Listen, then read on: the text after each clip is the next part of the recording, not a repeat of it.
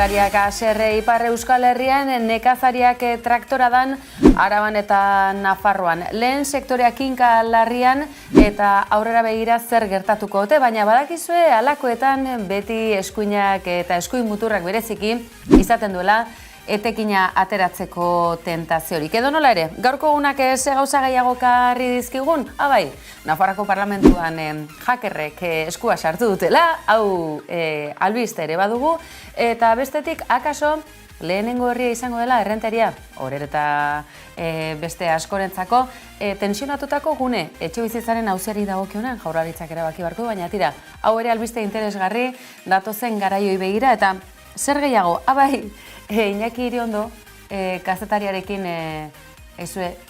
hauteskunde kanpaina ofizialki ez da hasi, baina aurre kanpainak zer ez ote digu emango, izan ere, pradaleismoa, fenomenoa sortu ote da, sare sozialetan begira zerekin topo egin dugun, eta argiz, Iñaki Iriondo kazetariak egindako ikerketa edota hausnarketa analisiek badirudi zenbait zuri ez diela grazia handiarik egin, Javier Bizkaino nahiago omen dute. Tira, haze sortea, Iñaki Iriondorena. Esango duzu zer demontretazari dira hauek basartu Twitterren, Instagram kontuetan, eta hortxe duzu, pradaleismoa.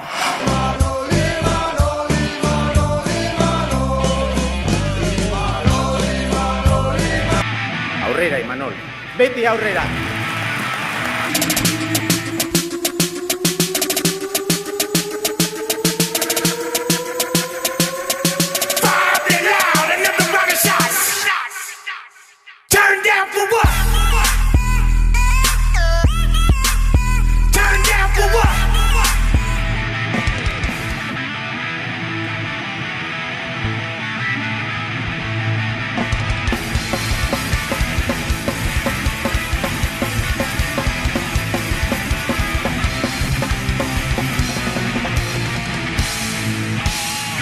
Y hoy aquí y os digo, no os voy a defraudar. Eskerrik asko.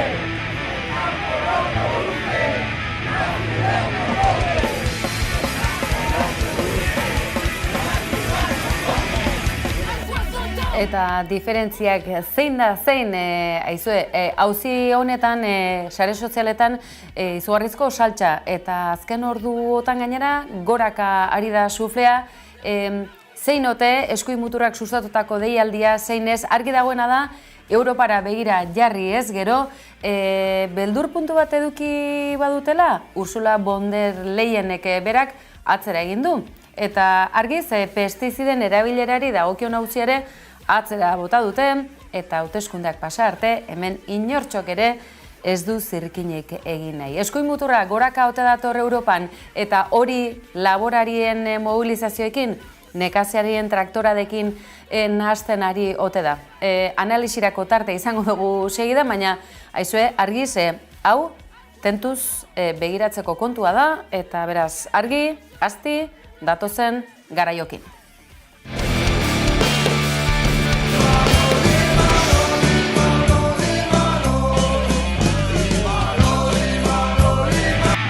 Aurrera, Imanol, beti aurrera!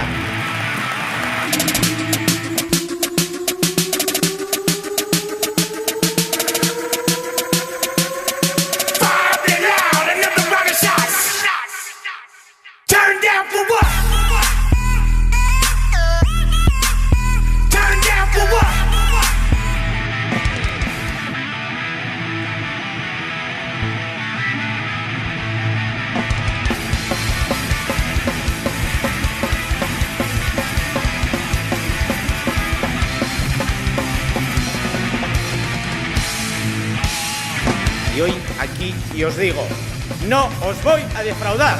Eskerrik asko.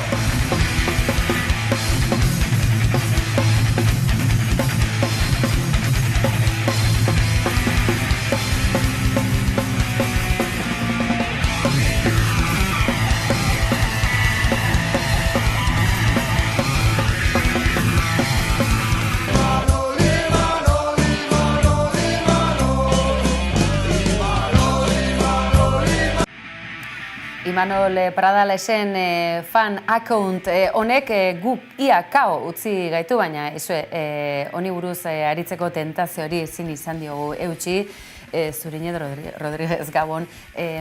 Besteak beste Twitter eta Instagram kontu hauen azalpen, iruzkin eta zabaldutako mezuak esan genezake sare sozialetako hizkerarekin egindakoak direla, gaztelaniaz asko. Besteak beste aipatzen dute dotorezia emandako erantzunak direla Pradalesenak, baina ene bada kontu honetan aurkitu ditugun iruzkinak benetan beldurtzekoak izan dira, eta tira, ikusi dugu Queen estiloan, ikusi dugu aktore gisa, ikusi dugu hainbateratan, edo nola ere, ez dakit honek benetako emaitza elektoralik eman dezaken, ze akaso askorentzat ez ezaguna izan daiteke Imanol Pradales, baina Pradaleismoak izango ote du emaitza honik.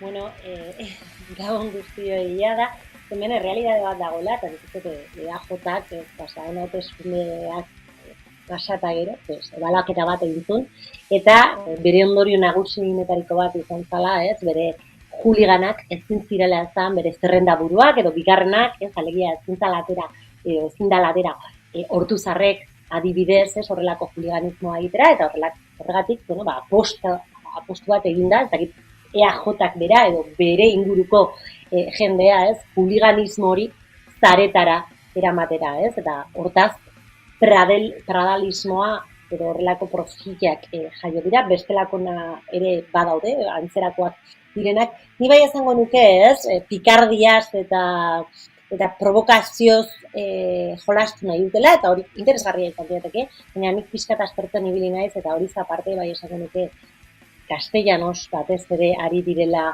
tuiteatzen, eta are gehiago, misoginia punto batiken, esango nuke, euskarafobia ere erabili izan dela, maketofobia aldi berean, eta orduan hemen sortzen dan galdera da, ze puntura arte horrelako gauzak, non daude limiteak, eta nola erabili daiteken, gozotasun hori edo provokazio hori kanpainan beste formatu batzuk erabiltzeko benetan kasetari batzuen kontra egiteko, ni ari naiz kontatzen kasetari batzuen izenen kontra egin dutela, eta limite batzuk badaudela, eta ikusiko dugu zer bilakera duen horrelako profilak, baina nik bai gonbidatuko nieke bentat misoginia alde batera ustera, euskarafobia alde batera ustera, eta maketofobia hori ere alde batera ustera. Horre, Iñaki Iriondoren Gadget bertsioa pantailan dugu, hain zuzen ere, besteak beste mezuak gainera alaxe dio, gu Bizkainoren taldekoak gara, ez ordea Iriondoren taldekoak. Ez dakit nik helburua aipatu duzu, norabaiteko bestelako hizkera bat, ezagutzera emateko nahi bat, baina egia da, akaso honen ardura hartu duenak edo helburu bat dutu, gizonezko perfil konkretu batengana gerturatzea. Esango dugu, atletik zalea izango dela, zeren aipatu dugu puntu misogenoa izan dezakela, euskarafoboa, baina argi, Realarekiko ere halako ukitu kuriosoa daukalako Reala Mallorca partidaren atarian egindako iruzkinen arira. Hortxe uzten dugu eta utzeko diogu gure ikusleek iker dezatela, atera zuen ondorioak, baina tira, gaurkoan ekarri dugu ze. Halako kontuak ere saretako gauza pikaro hauek ekarri beharra badira, ikusteke, gero bozka materakoan, ez dugu Mileirekin alderatuko, Pradales jauna, baina argi, ze gaur egun sare sozialek eta batez ere, gizonezko gaztengan izan dezaketen eraginak, hauteskundetan emaitzak ere baldintzatzeko gaitasuna duela. Tira, Pradalismoa alde batera utziko dugu, guazen egunotako izpide nagusi denari erreparatzera, Zuriñe, Araban bereziki, Nafarroan, lehen sektorea esan dezagun errepidera atera da, landatik errepidera, eta lagundu iguzu pixka bat, ez da erraza analisi hau bideratzea egoera honetan. Izan ere, ikusten dugu, bai Araban, bai Nafarroan, badirela nekazarien elkarteak kalera atera direnak, besteak beste ikusi dugu, Mercadona bera ere blokeatu dutela, jakinda Mercadona dela, eskuinaren babesa edo finantzatzaile nagusietako bat, Barcenas auziare ekarri genezake, tira, baina bestetik ikusi dugu, zenolako katramila Voxeko hainbat ordezkari dota eskuin muturrak darabiltzan WhatsApp sistema horiek ere izan direla atzean daudenak. Lagundu iguzu, hau zertxo baitu ulertzen? Bai, egia da nik ez dut oso gai komplexua dela, baina ezinbestekoa da, zertin guztiak ulertzea. Hemen dago, nik ez dut klabea den kontu bat, eta da lehen sektorea ja ez dela sostengarria dakan egoerarekin, ez? Eta hori dimentsio askotan eragintzen du, ez?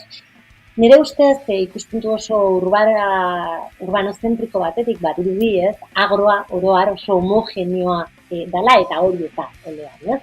Agro barruan aldarrikapen ezberdin batzuk daude. Horietako batzuk ikusi izan ditugu adibidez Espainia mailan batez ere eta baita Frantziaren bat lekuetan eskuinarekin oso zerikusia dutena, minifundioak eta latifundioak diren hoien eskura, alegia, ez?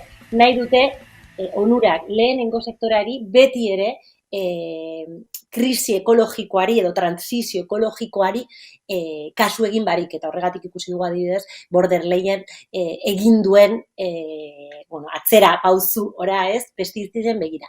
Baina agroa ez da homogeneoa, ez, agroa oso heterogeneoa da, ez, eta ikusi dezakegu ere agrikulturan txikiak diren hoien aldarrikapenak, hoiek batez ere elikaduraren kateari egiten diote erreferentzia, elikaduraren eskubideari egiten diote erreferentzia eta beste eredu baten inguruan hitz egiten ari dira, ez? Orduan, hori da, nik uste egin behar egon lehenengo irakurketa, ez?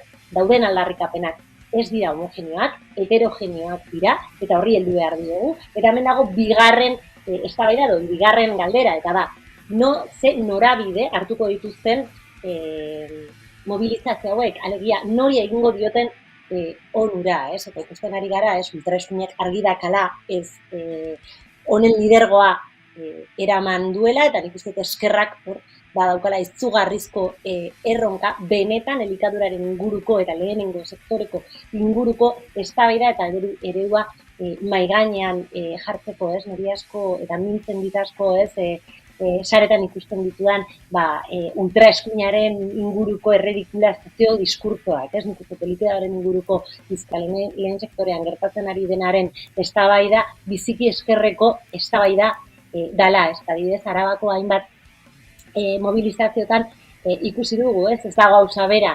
eskatzea, ez, latifundioak edo Mercadonaren aurrean pikete bat egitea, ez, bi eredu daude hor kolokan, lehen sektoreko bi eredu mota, eta nik uste dut hemen urbanozentriko garen horiek kritika egin behar diogula, eta bigarren horri, ez, Mercadonaren aurrean egoten diren mobilizazio horiei heldu behar diogula. Akaso beraz, laburtu genezake batetik badaudela, lehen sektoreko langileak, sistema ezarreta dagoen eran zorpetuta daudenak, goitik bera, gero eta lur gehiago hartu behar, gero eta makineria gehiago, eta diru laguntza kolokan, erregaiaren prezioa kolokan, eta sistema buintzen den momentuan, kalten larria dutenak, non behartuta dauden, Mercadona edo eta bestelako edadura handiko korporazio saltzen, dagokionaren azpitik, baina beti ere ez gehiago galdu ahal izateko, zorpetza ere ez disparatzeko eta bestetik akaso latifundistak, kasi sistema feudalak indarran dituztenak, Andaluzia aldean urik izan ezarren Doñana bezalako paradisu naturalak izorratzen dabiltzanak, ez da? Akaso bereizketa hori eginda gure entzulek ere pista batzuk izan ditzakete, irudika ezazue manifestazio berean adegiko burua, edota esan dezagun adegi akaso ez dugu haserretzerik nahi, baina ez dakit, esan dezagun McDonald'sen burua eta langileak manifestazio berean ikusten haragiaren prezioaren gorabeherak tarteko. Uste dut horrekin akaso pistaren bat emango diogula. Edo nola ere, goazen adibide argiak ekartzera, ze ikusi dugu Andaluzia aldean, Podemoseko ordezkari batzuk hori agerian usteko alegin egin dutela, ekarriko dugu irudia, besteak beste, traktora dauen WhatsApp taldeen bultzatzaileetako baten irudia, Diego Konesa da bera, Voxeko partaide izan dakoa, lankide eskatuko diogu, irudiak hartzen diguten, hortxe dugu, Voxeko partaidea da, ofizialki, irudiak hortxe dituzue, sare sozialetan, eta hain zuzen ere hau publiko egin duen Podemoseko parlamentari andaluzak, honen berri eman izien edabidei, eta edabideen aurrera joan denean, begira zer pasatu den. Para la agenda de Vox. ¿Lo estáis viendo? Ahí, yo no soy de Vox. Bueno, tira, denetik, ezta? Zurina aipatu dugun bezalaxe, badira, bi sektore eta interesgarriak gaur sare sozialetan zabaldu duzun mezua, ezta? Aipatu duzulako espreski gainera, Araban lehen sektoreak duen pisua aintzat hartuta, ez? Komunitateak berak babesa eman nahi izan dela.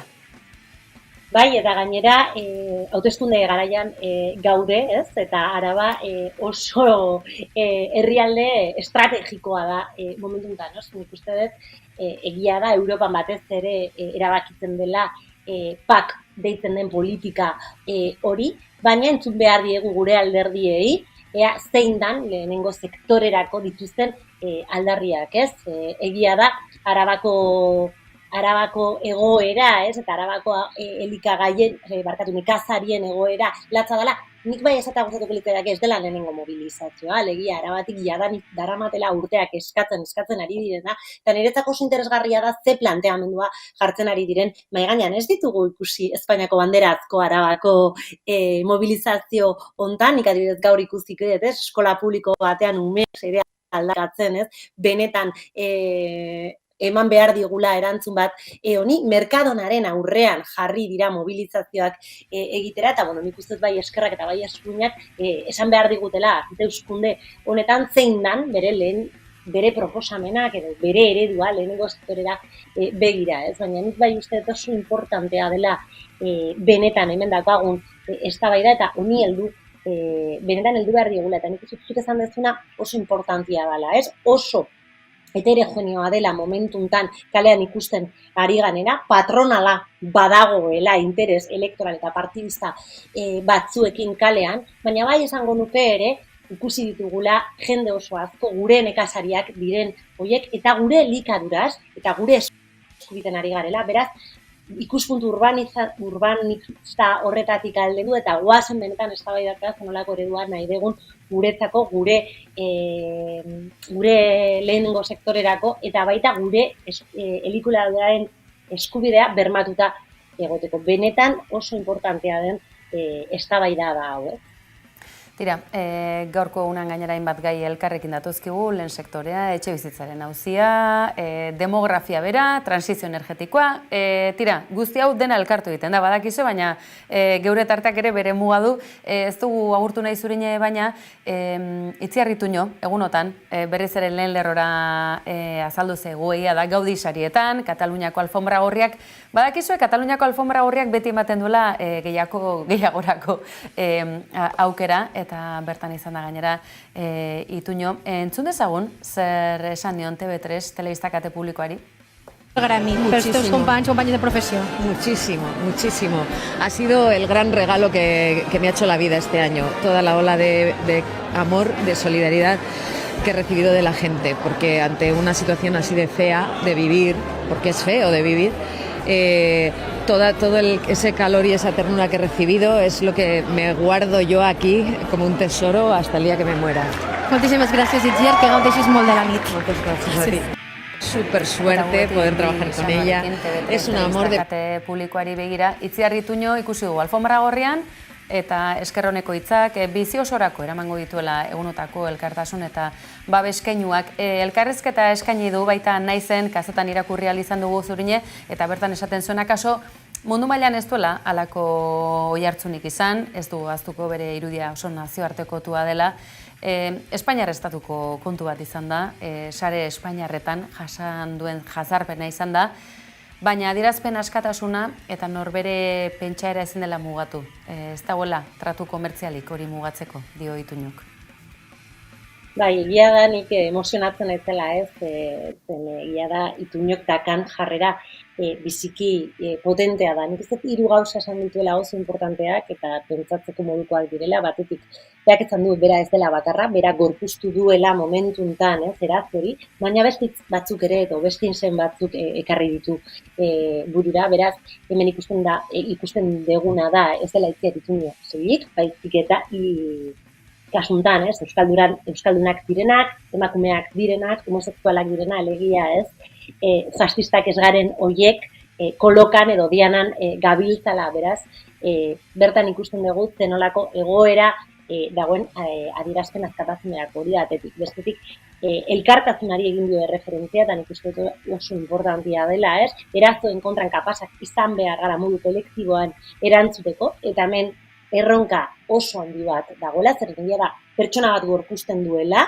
eta zaretan adibidez ibiltzen garenok pairatu izan dugu behin baino gehiagotan hori ez, baina uholdez, edo elkartasun uholde hori ezinbestekoa da ez, justuki aktiboki erantzun bat emateko, eta gero niretzako oso interesgarria izan den gauza bat esan du ez, berak esan du, bueno, hau, nik geran ezake Euskal Herrian eta Espainiara ez jun, edo nazioarteko profilare ez jun, eta horrelako gauzak ekidituko nituzke, baina ez dut egingo, ni horrelakoa naiz, eta hauek dira nire printzipioak, ez? Orduan ere, nik uste berak erakusten duela bi izaera modu daudela espazio publikoan egoteko, bata da isilik eta neutralidade moduko bat mantentzen, eta bestea da gure printzipioei heltzen, ez? Eta nik uste Itziar Ituño zentu horretan adibide bada, orduan nik uste eskertzekoa da bere hitzak eta elkartasun molde hori goazen babestera, ez? Eta arrazoizko aldarrikapenekin bat egiten duela gainera Itziar Ituñok, eta hain zuzen ere marra gorri horiek bere jazarpena egin dutenek igaro dituztela. Zuriñe Rodríguez, placer bat, beste bain ere, gabon pasa eta datorren astean gehiago, eskerrik asko. Zuei, agur.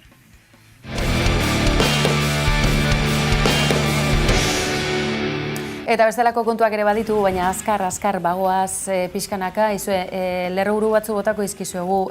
Batetik, Sakan aldean, Altsasuko bertako futbol taldeko emakumezkoek salatu dutela, itxuraz euren irudiak hartzen aritu direla euren aldageletan, eta ez omen da aurreneko aldia. Ikusten duzue, halako gertakariak biderkatzen ari direla, sare sozialak, dispositiboak, tira, hau guztiaren neurtu eta emakumeonganako arma berri bat bilakatu ez dadin oraindik ere ez ote gabiltza berandu, are gehiago adimen artifizialaren garaiotan. Baina tira, adimen artifiziala jakeoak Nafarroako Parlamentuko web orriare jakeatu egin dietela, eta gainera estatuko zibersegurtasunaren arduradunek esan dute errusiar zaleak diren hakerrak izan direla guztionen atzean. Tira, ikusten duzue aktualitateak hauteskunde kanpaina baina askoz gehiagorako eman diezagukela, eta albiste honekin segituko dugu, ezta? Nahi genuen, gaurkoan albiste honekin etorri, baina izu ez da lan errazau. Besteak beste, errenderian, horeretan tensionatutako gune izendatu nahi dutela, etxe bizitzaren auziarekin itota gabiltzalako asko eta asko, Jaurlaritzak izango du hitza horretan, baina lehenengo eskara honezkero mai gainean dela. Eta aizue, epaitegitatik ohitura onak ez galtzeko, Puigdemonen auzibideak aurrera segitzeko itxura guztia duela fiskalek atzera, aurrera, bai ezkoa, ez ezkoa, eta badirudi azkenik ere auzipetze hori lortu nahi dutela, naiz eta asko diren tsunami demokratik hori terrorismotzat jotzea, gehiegizkoa eta ondorio txarrak dakartzan kontua dela esatearren. Tira, hau gutxi ez balitz, Jaurlaritzak oharra egin digun. Erronka nagusiak, Araba, Bizkaia eta Gipuzkoan behintzat demografiarena, etxe bizitzaren auzia ikusita nola dagoen, eta emakumezkoen auzia nola dagoen ikusita, demografiarena tartean etxeko lan bat gehiago guretzat akaso, eta hori nahikoa ez, eta transizio energetikoan oraindik ere urratsak emateke. Ikusten duzue? Hau hasi eta buka, ez dakit legatzaren isatxarekin berriz ere topo egin dugula. Baina gauzak honela, bukaera aldera heldu garenez, eskerrak, musika, kontuek, sorkuntzak arnaz pixka batek hartzen digula. Triste xamar, akaso, edo pentsako rutziko gaitu Merina Grisen azkenak, ez dakit, esango diguzu zuek.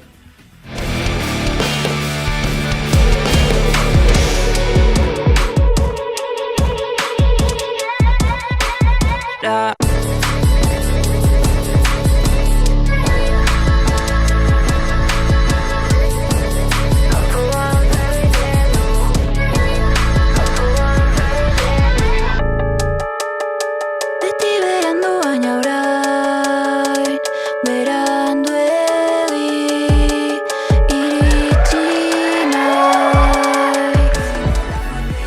Eta ikusten duzu, pentsatzeko aukera ematen du. Ez gara gu aurreratuko ikusi entzun egia da zer norainoko kontuak ematen dituzten maitasunak, harremanek, lehenak, orainak, egondako tokiak edota ezlekuak. Tira, ez gara gehiagora ausartuko, baina ikusten duzue Merina Grisen azkenak bere mezutxoa eta bere ekarpena egin asumo duela, eta Donostialdeko talde berritzaile honek beste behin ere uste dugu pena merezi duela, esango diguzue zer iruditzen zaizuen.